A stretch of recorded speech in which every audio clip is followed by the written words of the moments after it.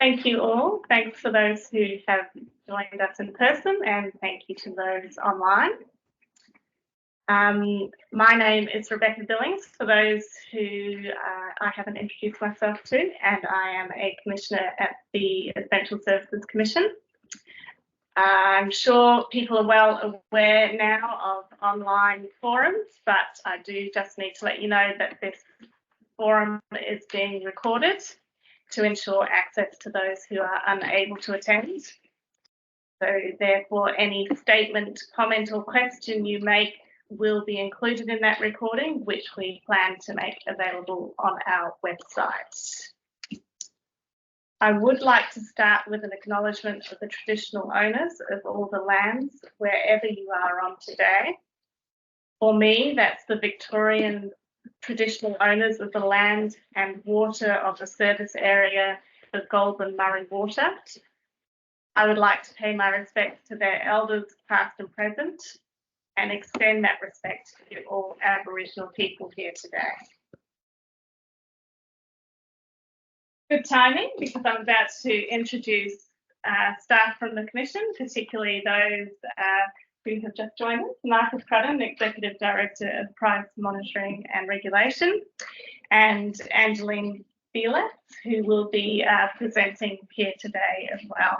And you'll see a number of Commission staff around the table, and thanks to them for juggling the arrangements for the tables and sound and all of those fun things that you have to do when you are in person.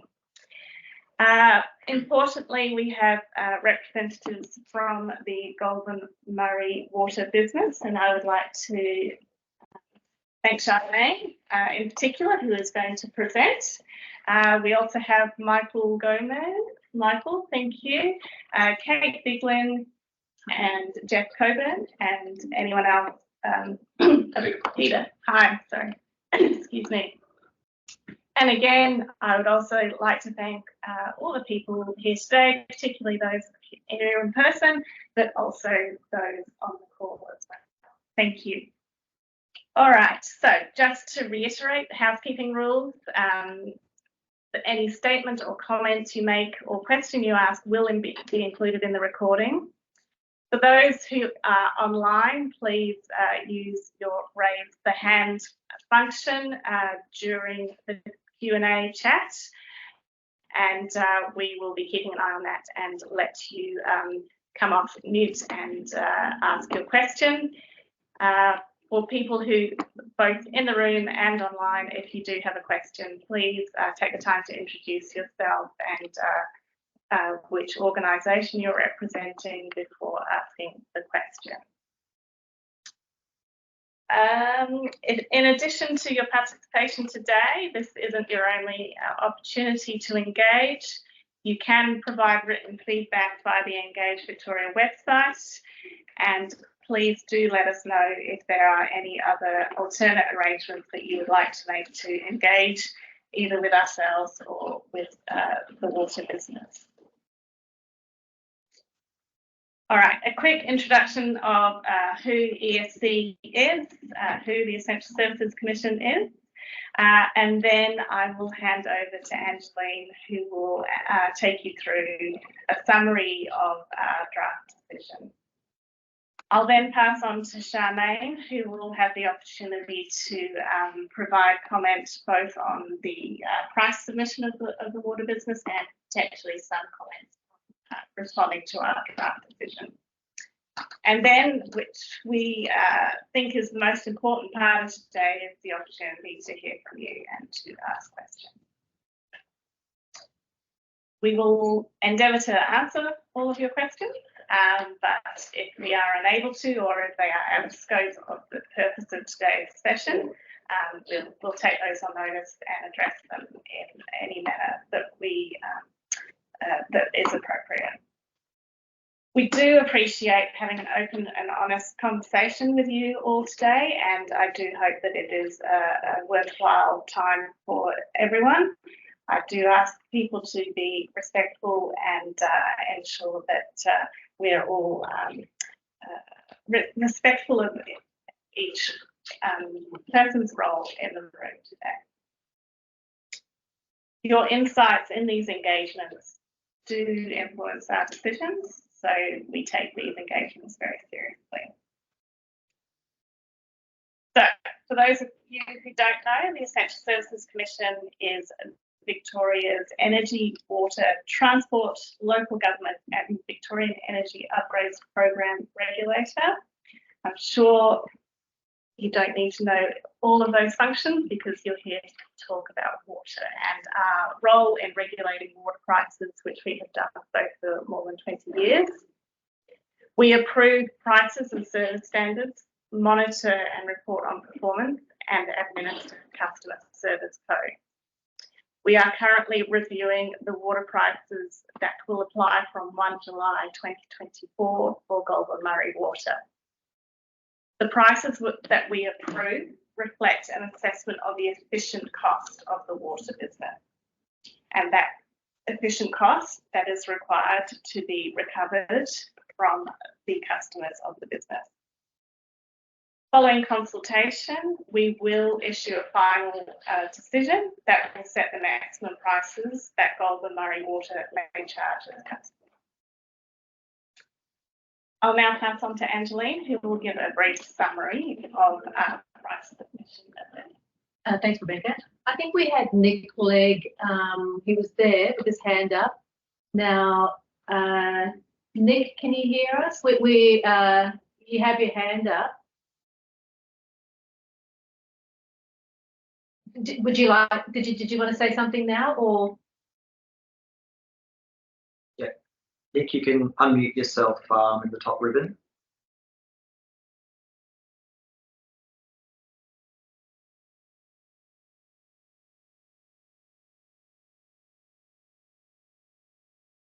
Looks like you've come off mute, Nick.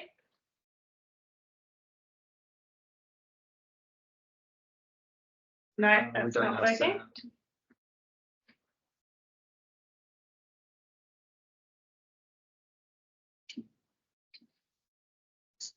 Try again, Nick. Do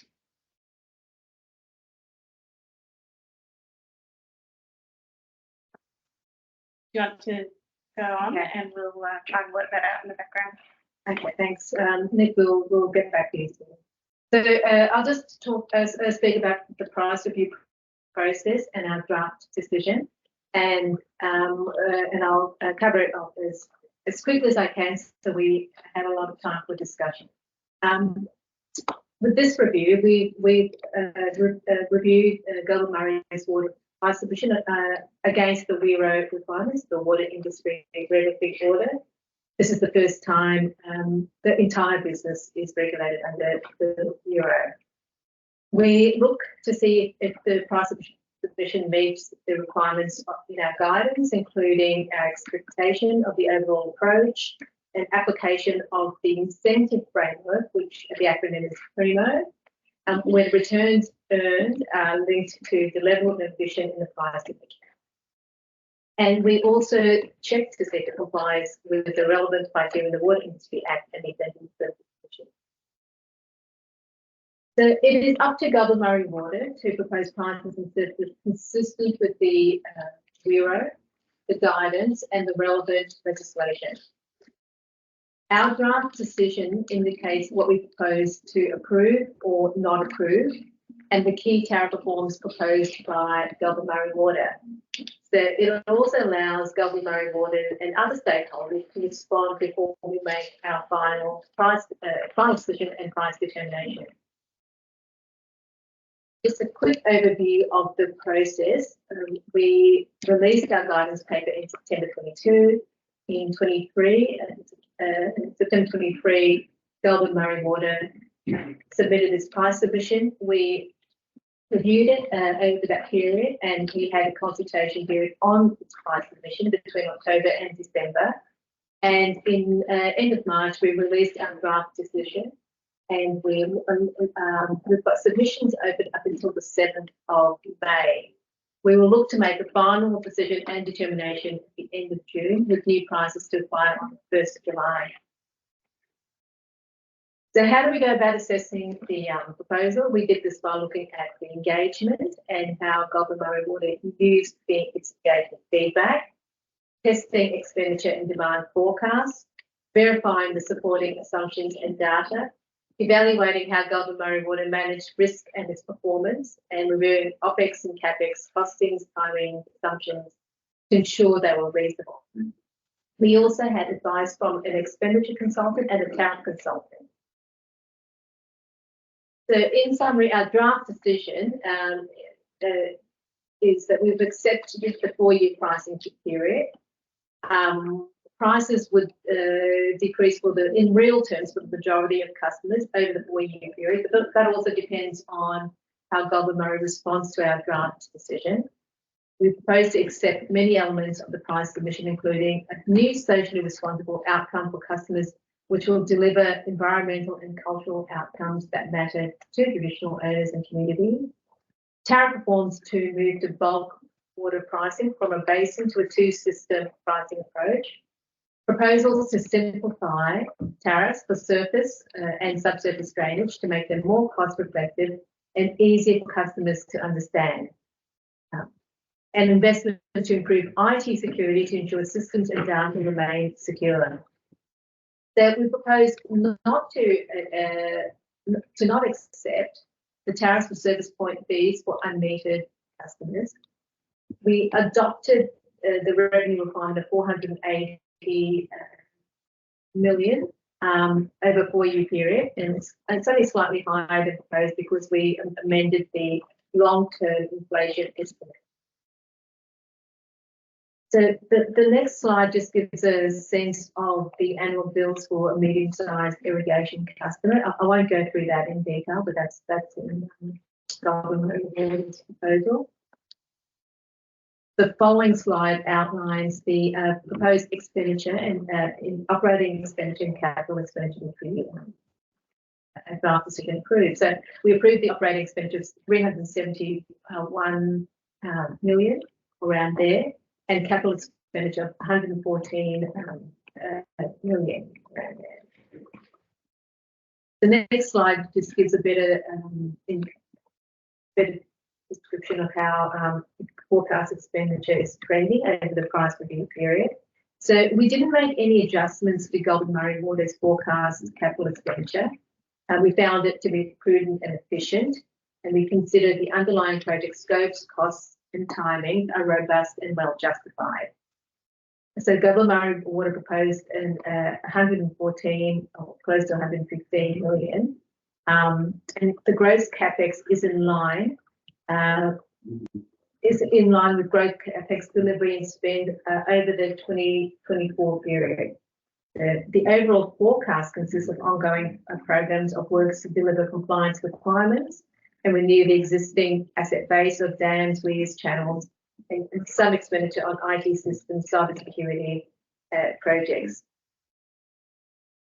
The next slide talks to the controllable operating expenditure, and we found Goulburn-Murray Water's proposed baseline operating expenditure, so that for the baseline year, and forecast new costs and cost savings to be prudent and efficient as well.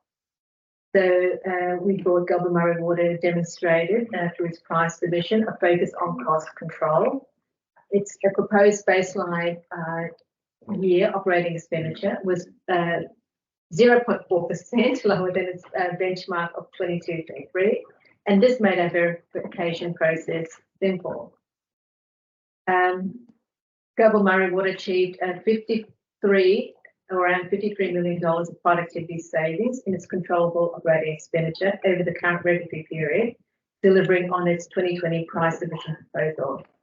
And all controllable cost forecasts for the 24 to 28 regulatory period are offset by forecast savings of around 14.4 million.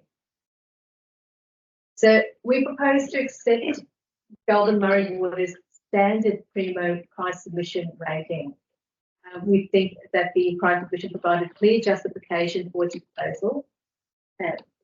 Goulburn-Murray Water did not have a set of outcomes established under Primo, under the Primo framework from its previous price review, hence we didn't assess its performance, the P in Primo.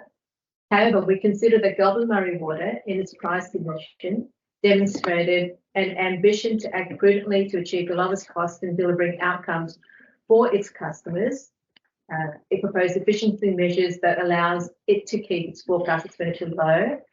Its engagement program is inclusive and diverse. It also gave customers an opportunity to participate and to provide feedback on prices and services that affect them. And its proposed outcome measures and targets were developed in consultation with its customers and are supported by customers. And they provided an overall improvement in customer value. So our draft decision, as I mentioned, means that prices are likely to decrease for the majority of customers in real terms, also without inflation. And we consider Goulburn-Murray Water will continue to deliver on environmental, cultural, recreational outcomes that matter most to its customers. So I'll hand it over to Rebecca now. That's the end of the draft decision summary. Thanks, Angeline. Have we resolved? Yes. If we can just tell him to unmute, it should work. Okay. Nick, are you still there? I can see that your hand's up, but your video is not on.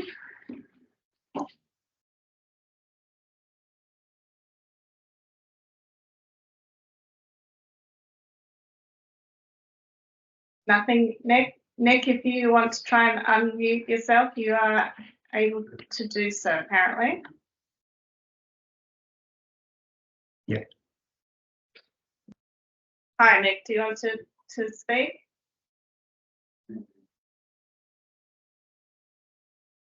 No, we're still here.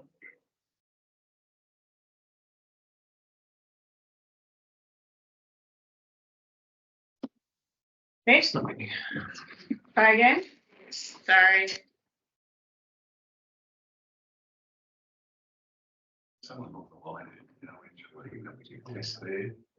Yeah.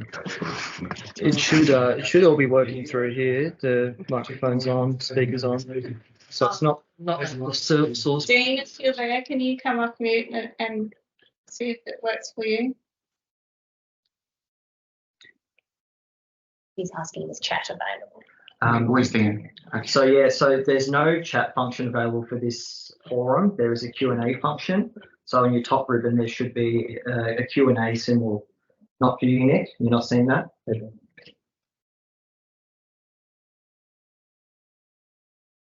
Can you hear me, Rebecca? Yes. Okay. Yes. Yeah. All right. That's working. Yeah. Okay. Nick, can you try again, Nick?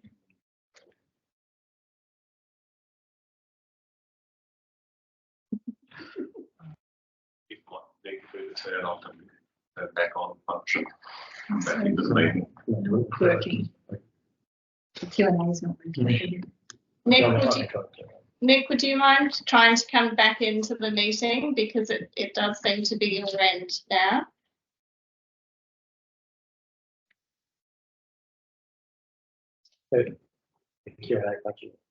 Looking for you. You better not to ask. I think this. Yeah, Daniel, I've received your question.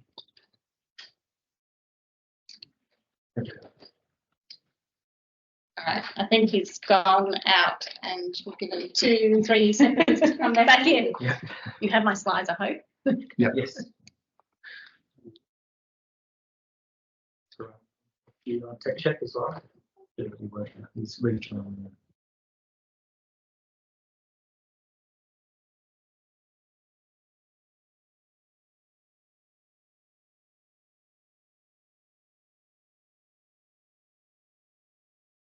Yeah, he's still muting. All right. I will hand over to Charmaine now to take us through the presentation. Thank you, Charmaine. All right, thank you. So I'm Charmaine Quick, the Managing Director of Goulburn-Murray Water. I'd also like to start by acknowledging the traditional owners of the lands that we're actually on today, the Yorta Yorta country, and also the traditional owners of the lands in which we service, and I'd like to pay my respects to their elders past, present and future. Excuse me. We're actually really proud of our 24-28 pricing submission, and that's really off the back of the 2024 pricing submission where we were actually able to give a 10% price reduction. So, you know, in 2024, we provided a 10% price reduction, and in this pricing submission, you can see we've got an average price decrease of 0.1 in real terms across customer bills across the regulatory period. We covered off what we consider our most extensive engagement process, and that was using both a lot of face-to-face opportunities, online forums, as well as online surveys. So I suppose we tried to provide as many opportunities as we could to engage with our customers. Our customer prices are still lower than they were 10 years ago, and we continue to pass on those decreases. And so once again, we're certainly very, very proud of that. As Angelique said, you know, it's we've been assessed as being prudent and efficient in terms of our operating and our capital costs, and as well as maintaining our service levels. We've got 5 outcomes, and of course our new outcome has been accepted by the Essential Services Commission. And I suppose we've continued to try and simplify our tariffs, and in particular our drainage tariff and our system pricing. So really some of the key messages there. In terms of our engagement, you can see there, and unfortunately it's pretty low, small writing here as well.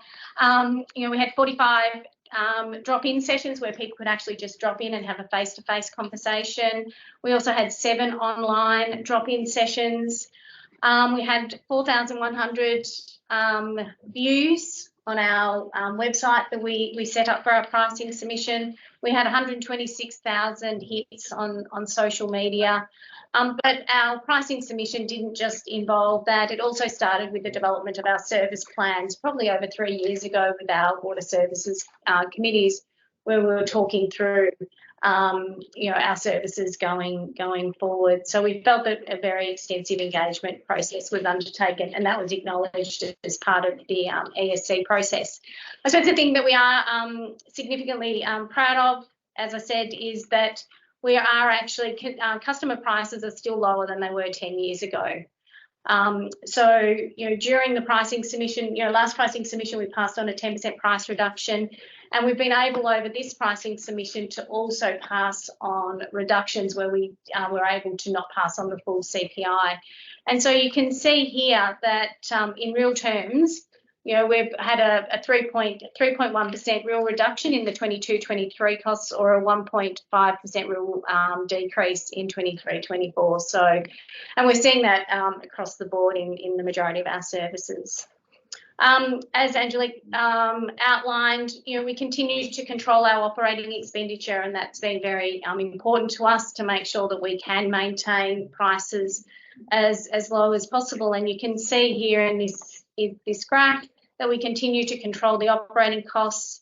The total controllable operating expenditure for the period 6 is a reduction of 3.7 million over the 4 years.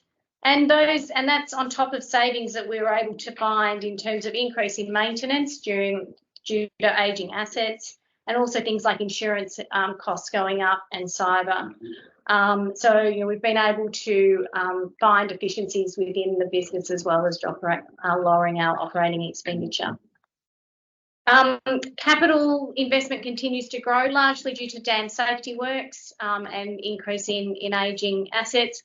It's about a 5% increase from this current regulatory period. The projects have been strategically phased to optimise resources and deliverability.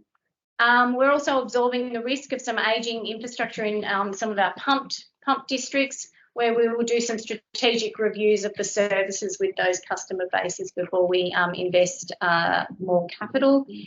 And if there was uncertain projects, we've excluded them and we've moved them into the next pricing period, and while we have certainty. So we've certainly not put projects in, and Angelique certainly talked about that.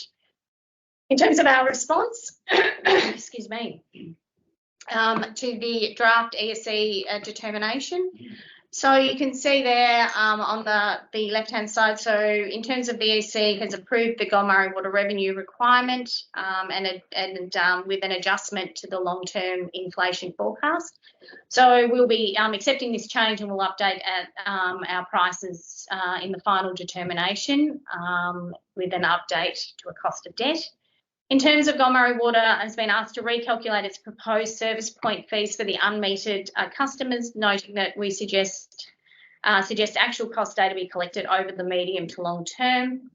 So we will provide further information to the ESC on the deeming methodology and surveillance costs related to this fee.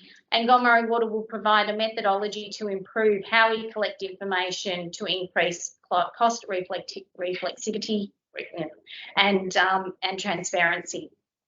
And consider, we've all also been asked to consider to review the tariff name for the service point fee or descriptions to unmetered diverters and domestic and stock customers. And we are looking at reviewing the name of the service point fee and the unmetered diversion. So we will respond to all those by the 7th of May as requested by the ESC.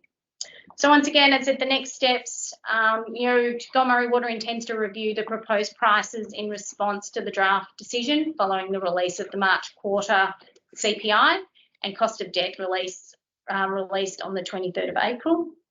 And we'll also be providing additional information to the ESC with our response to support the calculation of the unmetered service point fee. So thank you. Thanks, Charmaine. So that brings to the conclusion the presentation. So the remainder of the forum is for questions. I am happy to open it up to questions both in the room and online. Those in the room, if you would like to wave your hand, I am more than happy to take a question from the room. And Nick also has his hand up, and fingers crossed third time.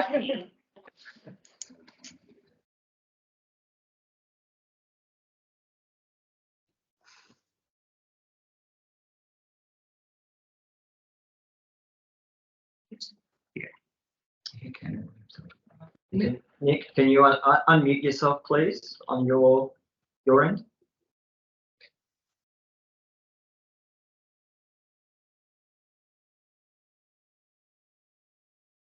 It's extremely slow. Oh, Hello. Yeah. Have you got me now? Hi, Nick. Thanks. My submission point is, I've got three questions. My first is this. My submission pointed out that Goulburn-Valley Water charges for domestic raw water consumers are on a par with Goulburn-Murray Water's charges for domestic and stock diverters. But whereas Goulburn-Murray Water's unregulated diverters must pay for their pump maintenance, for fuel or electricity for pumping, for a storage tank, and for installing and maintaining the pipes connecting the pump with the tank, Goulburn-Valley Water's raw water customers bear no such costs. Given that economic efficiency and the long-term interests of consumers are at the heart of ESC's role, why has ESC entirely ignored the significant between Goulburn-Valley Water's charges and those of Goulburn-Murray Water for an entirely equivalent customer class? All right, Nick, it drops a bit in the middle, but I think we'll probably have the gist of your question. Angelina or Marcus, could I ask you to respond to that? I guess the task we have, Nick, is to look at the costs of Goulburn-Murray and the costs of their services. So it's not to compare them to other water businesses or Goulburn-Valley Water. There are a variety. Goulburn-Valley Water, I think, is the second lowest urban water prices in Australia. Many of the other urban water prices are significantly higher. But our task is to review the pricing proposal put by Goulburn-Murray and to look at the costs and the tariffs they put forward under that. What the legal framework is also a proposed respond model. They put forward their set of prices and tariffs and we reviewed them. As you see in the decision, we have not approved those for small unregulated diverters and asked for more cost justification there, but our task isn't to compare between authorities, but to consider what are the costs incurred and the pricing proposal put forward by the water business. So there are a variety of things and a variety of services that Goulburn-Murray has to undertake in providing those diversion services. Thank you, I Martin. reject that, but I will make that clear in my submission. Thank you, Nick. I think you said you had a couple of other questions. I might give you a minute and I'll move to Rhonda, and then we'll see if there are any other questions around the room. Rhonda, could you introduce yourself?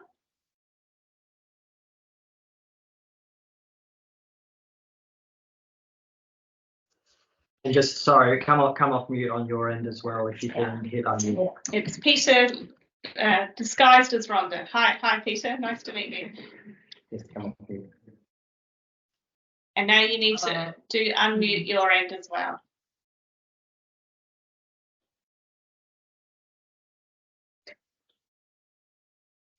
In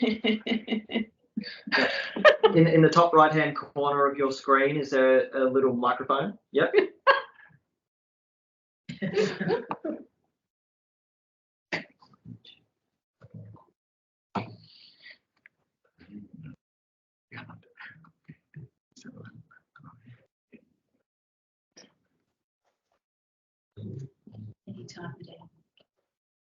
It needs to be QA function.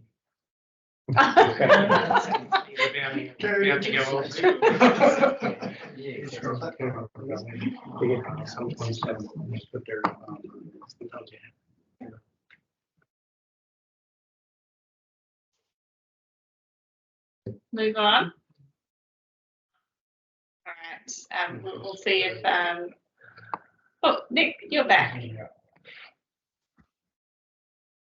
Would you like to ask a second question, Nick?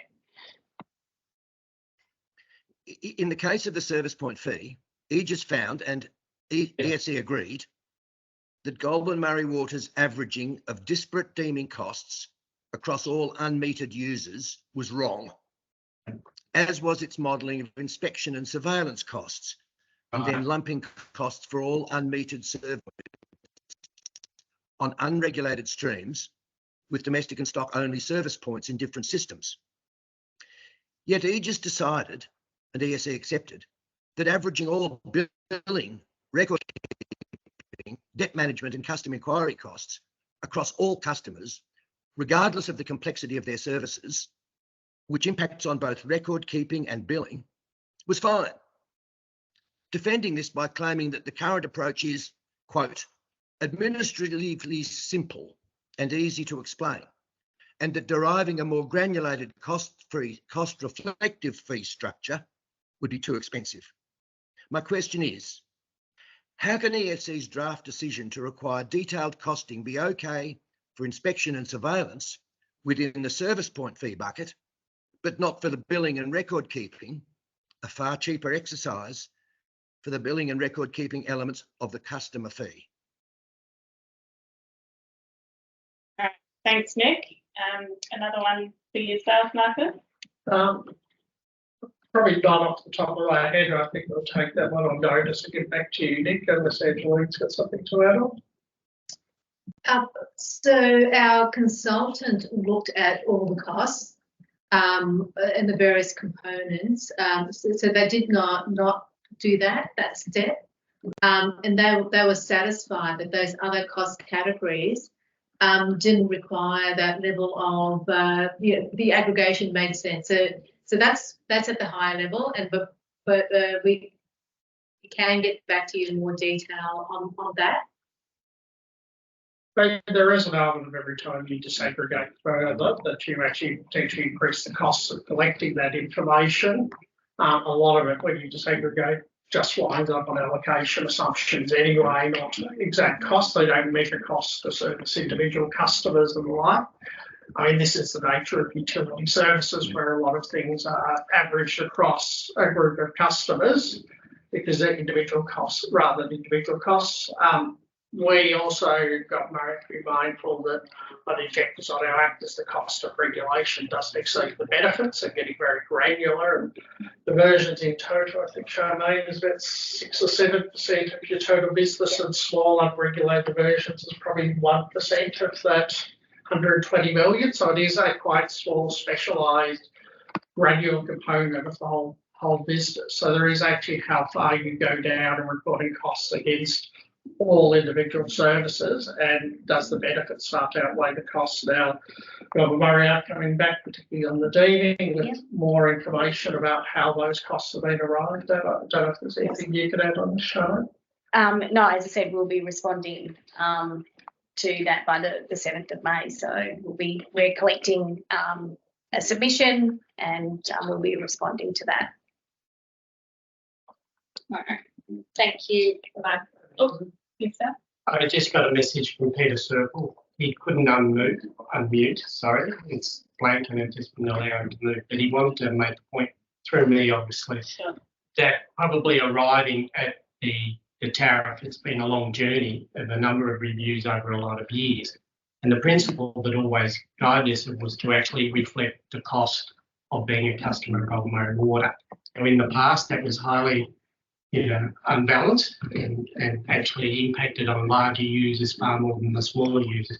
But that goes back. That's always been the aim, and that's what's actually been reflected here. I understand that there's been some comments there to which Goulburn-Murray Water will go back and do some more work. That's probably welcomed by a lot of players. But once again, the foundation principles were always there, that the tariff should reflect the true cost of being a customer of Goulburn-Murray Water. That's a pretty reasonable statement. After the number of reviews that there's been increased unbundling of things. So things like service, the first service point was bundled in the access fee once upon a time. There's a number of things that are now standalone that used to simply be called the customer service fee itself used to just be built into the fees. I think 2 reviews that are separated out. So there is, over time, perhaps making the tariffs perhaps a bit more granular and a bit more transparent as to how far we can go with each individual service and not increasing a whole stack of cost and complexity at the same time. Yeah, my comments there were in the diversion side of the business, and that's what I was particularly talking to where it was coming from as well. And I think we went right back. Once upon a time, the vast majority of diversion fees come from a very small set of customers. I think the government reforms us. The service fees be spread over a broader set of customers. And you'll also note that the example that I put in my slide pack was, I think, for a medium sort of irrigator on the GMID. I have a similar graph here for a typical small unregulated diverter. And, in real terms, because that's how the ESC talks to everything, the bill is estimated to, it's 349. And that was actually the same cost that was being charged in 2015-16. So 2015-16, it was 350. Excuse me, but I can dispute that. Charmaine, in 2016. Sorry, would you mind introducing? Sorry, my name is Cameron Reid, and I'm an unregulated diverter, small. In 2015-16, the bill was probably what you say it is, and the bill probably is what it is now. But back then, licences were incorporated into the annual fee, and they've been taken out and we've been charged separately for them. Excess fees, service point fees have all been itemised, and unregulated diverters have suffered more than 80% price increases over the last 2-3 billing periods, sort of like costing periods. So what you just said then is untrue. Totally. So I understand that there was certainly a tariff transition, I think in the Water Plan 4, where the prices did increase. Sorry, that would have been 2014, 15-16 to 19-20. Yes. Yep, so they were certainly going up, and that's certainly what my graph definitely does. They're by more than 10% a year, and exceeding the CPI every year over that period for the last plan 4 and 5. Then as part of the transformation, so as part What's of transformation? transformation was when I suppose Goulburn-Murray Water reduced its operating costs across the board, and we on average provided a 10% price reduction across the Not board. for unregulated domestic and stock. It was In fact, your 17%. comments before about all these savings you've made over the last period mean nothing to unregulated domestic and stock, because over that period we've received very extreme cost increases and no change in service. Yeah. So it's part of the data that we have in terms of the bills, and during this next pricing period, they'll also go down by. I think currently there's an average of 1% increase or something. Yeah, so they're also But it's going still down as dearer well. a lot dearer than what it was at the start of the pricing period. So which pricing period are Yeah. you talking about? Any pricing period. So I mean, the costs have come. So the cost initially went up. Yep. That's part of the tariff review, Yep. and then transformation when we reduced our operating costs Yep. by 20-30 million, also reduced the fee for The unregulated diverters. diverters, Yep. which in that 1 year roughly was around 17% reduction. But at the same time, you introduced a $700 over a 15-year licensing. No, sorry, Jeff, did you want to talk about that? So annualising that, it means now unregulated diverters are paying more than $430 a year. If I can respond to that, until 20. So I hope ESC are taking note of all this. Like, we've written about it until we're blue in the face to you guys and you guys. And what's it done? It's not achieved anything. You've told Goulburn-Murray Water to go back and sharpen their pencils on the service point piece. But you haven't said, this is what we expect you to bring the fees in at to make them reasonable. You have not said that at all, have you? You've just said to Goulburn-Murray Water to do it. That's sort of the cart before the horse, isn't it? I thought you were regulators. As I said, we regulate what's not sort of most respond, so we have to respond to the submissions that we've got Goulburn-Murray. We don't set a price outside. You do for other industries. Very rare. The water is very much on it. So water business comes with a set of tariffs, a set of costs that are reviewed. That's what our legal framework and task is. Yeah, and every time Goulburn-Murray Water put in new price submissions, there's hardly ever any consideration for unregulated domestic and stock. You go back to 2016, when the diverters tariff strategy was introduced, there was not one mention in any of the consultations about domestic and stock. There's no mention in the INDEC report about unregulated domestic and stock. If anyone can show it to me, I'll change the statement there, but it's been a message. Unregulated domestic and stock have never been considered until this pricing round, because we've been writing letters.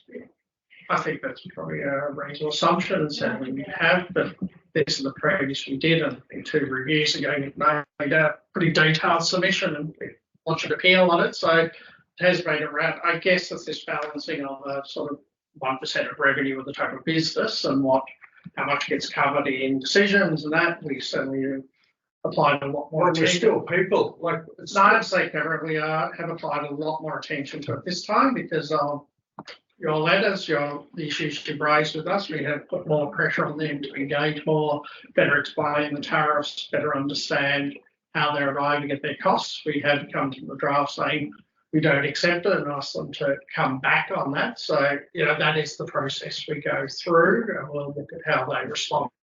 But certainly, yes, I agree with more concentration this time because of issues you've I'm a raised. bit uptight because Charmaine's sitting there speaking about all the savings she's made for customers, whereas you can say in all those statements that Charmaine made, there is no mention of what's happened to the pricing of unregulated domestic and stock. They've been neglected. We'll follow through on that after this, Cameron. I think we'll address it in final decision on what it has for the price part. And I think there have also been some other costs that come out of the department as well, as I understand it, that are controlled by Goulburn-Murray, that's also perhaps impacted on this.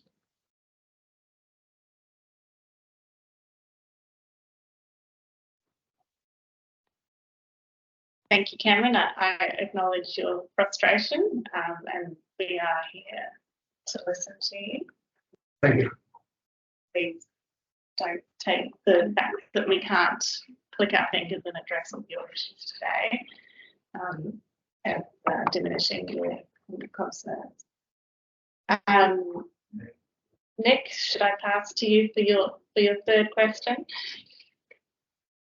Thank you, Rebecca. I'm happy to ask my third question, but before I do, I'd just like to comment on Marcus's response to my first question, which is you look at Goulburn-Murray Water's charges in isolation within themselves and that you don't compare. This is not correct, Marcus, because there's a benchmarking requirement. And while it might not mention within Victoria, and it says international and interstate, clearly the intention is that comparisons be made with other providers. So your statement there, I believe, is contrary to the legislative obligations that ESC must follow. But I'll just move to my question. My submission to ESC argued that the access fee for unregulated diverters should be based on entitlement volume rather than service points. But the draft decision completely ignored this argument. The Aegis report does have a section on the access fee, but merely states, with no supporting evidence at all, that GMW, quote, has demonstrated that the costs vary with the number of service points rather than the volume of entitlements. Ignoring the fact that in the absence of big diverters, i.e. irrigators, all water use would be domestic and stock only, and the activities that the access fee covers would therefore be almost entirely unnecessary. So not only did ESC not address the question of the access fee, Aegis claimed to have explored it, but without any supporting evidence. So my question is this: does ESC appreciate that its largely uncritical reliance on GMW's assertions and on consultants' findings that are developed without consultation with relevant customers, on top of ESC ignoring various arguments advanced by customers, I've mentioned two, could be seen as bias, whether conscious or unconscious, in favour of the regulated business rather than its customers? I think what it's saying, what we're required to do is consider the proposal before us. We've taken regard to the issues raised. We can't overrule and change the nature of how they charge their tariffs. So this is, if they meet the requirements of water industry regulatory order, then we are required to approve it. So it's not an active, we don't go and design their tariff structures for them or design an additional or new approach. We have had regard to those things that come in submissions where they're relevant or within our role. I think just here, kind of the benchmarking, look, we do look at some comparisons, but we would look at what are the other Victorian rural water businesses charging for things such as detergent services, not what an urban water business is charging, Nick. But the primary task is to look at, we need to look at equivalent services, and even Wade mentioned some of the interstate services. Some of the services provided in New South Wales are often quite different to those provided by Goulburn-Murray Water, and the small base fees there have often been questioned about how cost reflective they are in the reviews in New South Wales.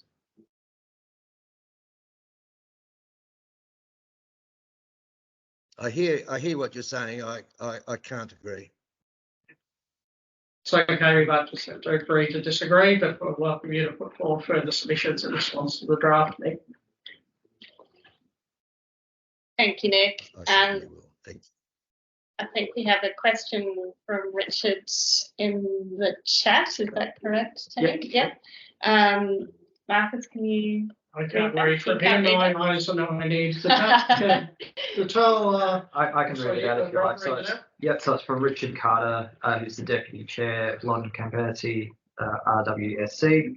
And his comment is unregulated diverters are small in global budget of Goulburn-Murray Water, but large in number. If you include Section 8 private right diverters and registration licenses, they are orders of magnitude above gravity customers. The ESC needs to consider this point and not be purely dollar percentage driven. I think we might actually just take that as a comment because we're not going to argue facts and figures right now. So thank you for that. Robert, any other questions? No, those are all your chats. And we're going to give Peter another go. Peter, thank you. Yes, I can now unmute my microphone, which was not allowed, was hidden from me before. So the question is we're grappling with is that what is the value of water for surface unregulated? And one of the things we're grappling with is if you're a stock and domestic, you virtually have a share of the water down to almost nothing.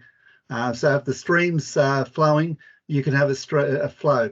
But if there's customers downstream that feel that they're short of water, then Goulburn-Murray Water's entitled to go in there and check out and make sure that everyone's getting a fair share. As for throwing all the blame at irrigators, irrigators have second-class water in comparison to stock and domestics in that we're the first ones to be rostered and the first ones to be taken off. Stock and domestics are never told that they are banned from taking water. And so in future submissions, I'll be arguing very strongly that there's a big difference between irrigation entitlements and stock and domestics, and to try and blame the irrigators for throwing the cost back onto stock and domestics. The cost of running stock and domestic is so much higher when there's a shortage. If there's a shortage, it simply means that irrigators are banned or heavily restricted so that there is plenty of water there for stock and domestics. So there is high security and low security water, whether we like to call it that or not. All right, thanks for that, Peter. I'm taking that as a comment unless there was a question embedded in that you'd like to highlight. No, that's the point, that really stock and domestics are a separate class from irrigation. And when stock and domestics blame, and a lot of us that are irrigators also have stock and domestics licenses, that when you sheet home the blame to irrigators that they're not paying their fair share, I think we need to make the distinction that there is a difference in water security between a stock and domestic user and an irrigator. Okay, thank you for that. And I can see Nick's got his hand up and might get the last say, unless there's any other people who would like to put their hand up as we reach the end of the hour. Thank you very much, Rebecca. Look, I didn't mean, and Peter should, it didn't mean to be blaming irrigators in any way.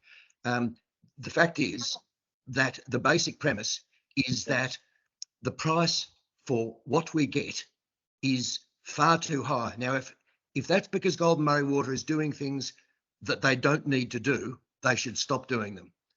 And I come back to my point about Goulburn Valley Water's charges. But Marcus might say that diverters are a different customer class from town consumers. I say we are all consumers of domestic water.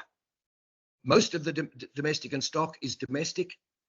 And to that extent, we are an identical bunch of consumers, just that we have to pay for all the infrastructure, whereas the domestic Goulburn Valley Water consumers get it for free. Thank you. Thanks, Nick. I have a question in the room. Would you mind introducing yourself? Thanks, Rebecca. My name's Ross Nicol. I'm an irrigator from the Rebecca. Look, I'm here today. Look, you did not mention earlier these things will be taken on notice for Rebecca, so maybe my question will fit in there. Look, it's on behalf of a neighbour irrigator. Look, unfortunately, Mr. Al's dead today. But it revolves around his level of service and the fees and charges that he's paid. So modernisation, you actually had 2 large irrigation outlets and a small one. The large irrigation outlets were 12 megalitre flow, the small ones were 6. Today, Mr. Allett has 2 piped outlets to his property. Flow rate to those outlets is 6 megalitres. And Mr. Allett he's got 500 odd acres. I recently spoke to him about how his irrigation is going, and he said putting a small amount of water over such a large area, he's just become so much more inefficient as an irrigator due to modernisation. I was involved in some of the early modernisation meetings and had an understanding of the once in a lifetime opportunity to get this right. And Rob Randall was one of the consultants. I always remember Rob said it was about going to the bank and punching what you need. And that's where we are today. But unfortunately, when Mr. Allett goes to the bank and punches in his numbers, he just gets a trickle out. So I guess my question is to the potential service. I guess it's really about the fees that Mr. Allett pays, which would be fit for his level of service. And I don't think they are, because there's obviously a lot of irrigators that have got a lot larger flows and their operations are a lot more efficient. Mr. Allett's has obviously gone the other way. And I guess when the day that he comes to sell his property, it's going to go against him. So I don't think it's fair and balanced. Just like lending somebody that it's that way. Thank you for that. I can't comment about the specific one. I might have to take something on notice. I know through Connections there was a process where they were looking at average usage and those sorts of things to determine the outlet sizes and the amounts of the numbers and all those sorts of things. So that's how that shift would have happened as part of that process. What's the rest of your question? It was sort of, I need to see whether I can answer. I might need to take it on notice. I'll just might need to take it on notice because it's quite a detail. And I think you did mention the levels of service. Yeah. And that was correct. I think that the water that they were extracting wasn't a large volume, but it was his father was actually operating the farm. He's now taken over, or that transition was happening. Yeah. So obviously, I think he was, and modernisation was about really once in a lifetime opportunity to get it right, lifting the level of service for irrigators. And in Mr. Allett, he's probably not the person that would be questioning things. He would just probably pretty much take it on board. Now he's actually got this flow that he's got. But really now you ask the question, well, is it really fair that he actually pays the same charges as myself? And I can't complain about the level of service and we can order 30 minute flow tomorrow. That's where we are, and I think a lot of customers are, but there's obviously Mr. Allett's in a different Cambridge. Look, I might need to take that on notice. Thank you, Shannon. Yeah, thanks again. I've just made a few points here that, if you don't mind, I'd like to put them to BSC. It's been canvassed amongst other unregulated domestic and stock customers, mainly from around the northeast, but down around Mansfield and Alexandra and other unregulated areas. And everyone that we've communicated with agrees on these points. And number one is we don't believe SC has really understood or inspected the situation of services that by GMW to unregulated domestic and stock customers thoroughly. Like, all the investigation has been high level. There's been no direct communication by ESC. So no one from ESC coming out and having a look at the physical situation of how we get our water. And ESC, to their creditors, on many occasions has asked Goulburn-Murray Water to justify the fees for unregulated domestic and stock, and they've still been unable to. They can't provide any costings, which seems odd in this day and age in modern business. Record keeping, it's pretty easy. So it's funny that ESC has accepted the lack of response from Goulburn-Murray Water on these points. Just to say, go back and sharpen your pencil. And as for my first point, PSC is only receiving data from GMW, not from the customers. You can get feedback, but it's nothing about costings or how many times has the field officer visited the property and things like that, and how long were they there, and it's all skewed. And so why are we compelled to pay for these unjustified fees? Like, they haven't been proven, so why are we paying them? That's a question that we're all asking. And we just don't get it. And we think, and I've already mentioned this, but we think it's about time that ESC actually made a determination on what a fair price would be for what we're receiving. To be able to do that, you've got to have a look at the customer's situation. It's all a lot in your reports. It says, it's got to be an efficient cost. If there is no cost, why is there a charge? And it's not only the service point fees that we're questioning, as Nick pointed out, we're questioning all the other fees for unregulated domestic and stock, and averaging. Unfortunately, modern business should not be averaging. Every small accounting practice or big accounting practice can allocate cost per customer, time used. And we've called on ESC to review all the fees with regard to unregulated domestic and stock before, and it's been glossed over, high-level stuff, nothing to do with reflecting the actual costs, which I believe you're supposed to do under all these guidelines. And we're calling on ESC to take immediate action on fees being charged to unregulated domestic and stock, because we believe there's no basis for the fees. It's just historical, and it's just flowed through. It's been approved each time it goes through, and so it carries forward to the next round. And we'd be happy to work with ESC on that. We think, it's good that you're having this meeting today, but there's only one unregulated domestic and stock person here. I've travelled over 2.5 hours to get here, and it's prohibitive. As you saw with Nick, his communication isn't real good because of the poor internet. And so we think ESC needs to do a bit more work on making sure that you get it right.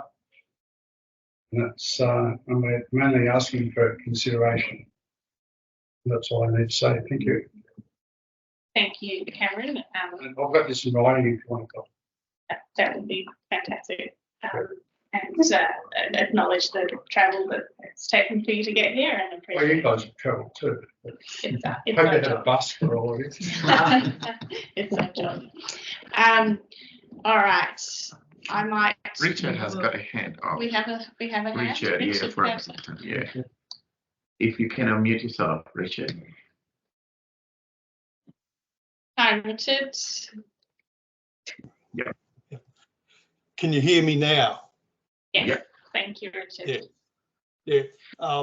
First of all, just a comment. What the comments that I'm making are based on my membership and deputy chairmanship of the Loddon-Campaspe Rural Water Service Committee.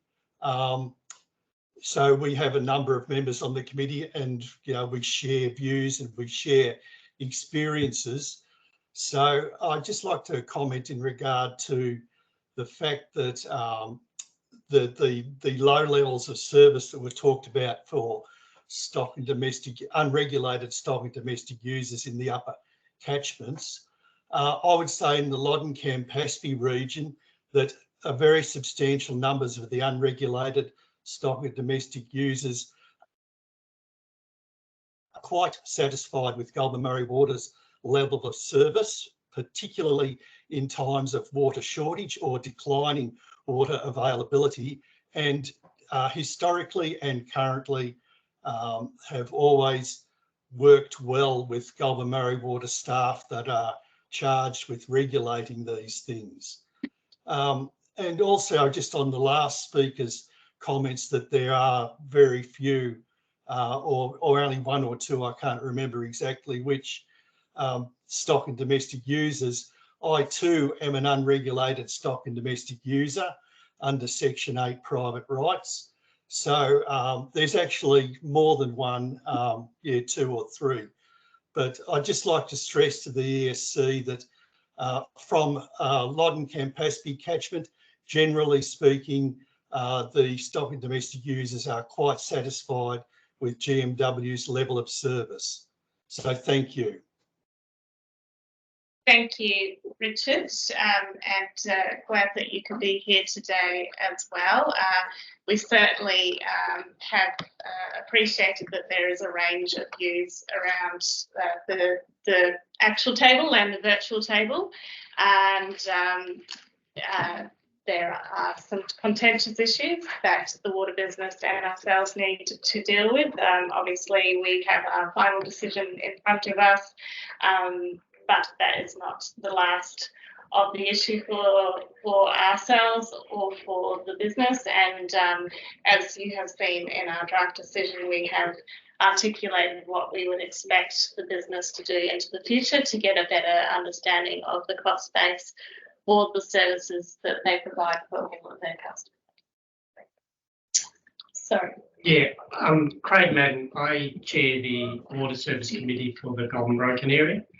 We've always been very open in input. We actually ask people to join the water service committees. We ask for that proactive nature. We want them to be part of it, and it's never been a closed door. So there's an opportunity for those members to put their hand up and to join the process, because we've found that it's the most valuable process that you can have in this. The other thing, over the long period of time, we've had very good access and been very proactive in setting things such as workshops and also reviews of the tariff systems and things like that. So that's been a constant ongoing thing. It's had a long history. We're here now, and that will continue to evolve. And I understand there's further work to be done, which I think is important to clarify that. But overall, in the diversion side of business, we get very little, angst as far as whether you're an irrigator, groundwater, or that. Sure, there's some constant issues there, but generally the tariff review has gone down well with them and actually now better reflects what the true cost is. Now, if we've got to fine tune that further, well, great, we'll do that. But I recommend putting your hand up, coming into the water service committees in that form, and we can start with issues there. Thank you, Craig, and appreciate those comments. We certainly understand that consultation takes up time, but it is a valuable contribution to the decisions that we make as the regulator, but also the ongoing performance of the water business to serve its customers. I was just wondering, I don't know, Cameron or Nick, I think you both raised submissions about access consultation. Do you have any comments on access or availability of staff during the process? Yeah, but it's pretty hard when you live a long way away. Yeah. And I realise, you've got this room here, and Goulburn-Murray Water is such a big area that it would have probably been beneficial if you could find had a couple of sessions in different breaches of the customer area. But I think we communicate amongst ourselves as a group of unregulated domestic and stock people from upper catchments, and I'm representing those people, and I'm happy to be here today, putting forward their points of view. But I think there's no answer to improving communication like that, consultation like this. Technology doesn't help when you've got poor internet services. It's better than it used to be, I suppose. But, it used to once upon a time, they were all in person, there was no internet and no recording. We probably did do 2 or 3 across the variety, but probably drifted out to the Pyramid Hill and Bore to that, where there was often a lot of gravity irrigation issues. Yeah. It's a very big meetings in some of the past reviews. But I know in our area, we've got 300 customers who are unregulated, domestic and stock. But if you went to the town hall nearest to us, you'd probably get 2 customers turn up. They're all happy to sound off when you meet them in the street, sort of thing. So what do you do? It's a way to spend your case. Thanks, Cameron. Nick, did you have a comment on Engagement? I'm pretty sure you raised it in your submission.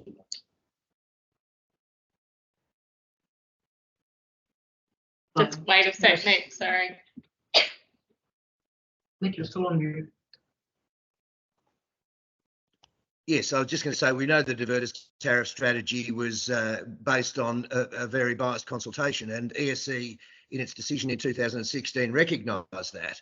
So for Goulburn-Murray Water to say in its submission that it's based on extensive consultation, when ESC in fact had found that was not the case, but it claimed so in its latest submission, is disappointing. That it should try and, you know, airbrush the truth as to the basis of the current diverters tariff strategy, the tariffs. But I was going to say in relation to Richard's point about everyone in the area being, the unregulated diverters being quite happy. Perhaps it's due to the vagaries of stream flows as you move further west. But I've spoken to many unregulated domestic and stock diverters in the area that I live in, which is Taggart Alexandra. It's on the Acheron. That river never dries up, and nobody is happy with the charges that they're being asked to pay. So in one sense, we can say we're subsidising the cost of the diverters further west, whose calls on Goulburn-Murray Water may be more frequent. But I'm saying that contrary to in our area, people are not happy, but find it very hard to battle the behemoth, Goulburn-Murray Water, the great massive enterprise that's the heart of the Goulburn Valley. And so say, well, like everything else, like your Telstra bill, like your Optus bill, like your electricity bill, you pay it and go away. So just because people do it doesn't mean they're happy. That's all. All right, thank you, Nick, and you did get the last word. All right, so I will call this meeting to a close. Between now and the 7th of May, which is when submissions close, I encourage you to continue to engage both with ourselves and with the water business. And any questions that we've taken on notice, we will endeavour to get back to you. On behalf of Commission staff and the water business staff, I would like to extend my sincere thanks for you all joining us here today. Even if there's curly questions and divergence of views, it's very valuable for us to hear those thoughts. Thank you now, and please join us to eat some food if you are in the room. Thank you. Goodbye to everyone online.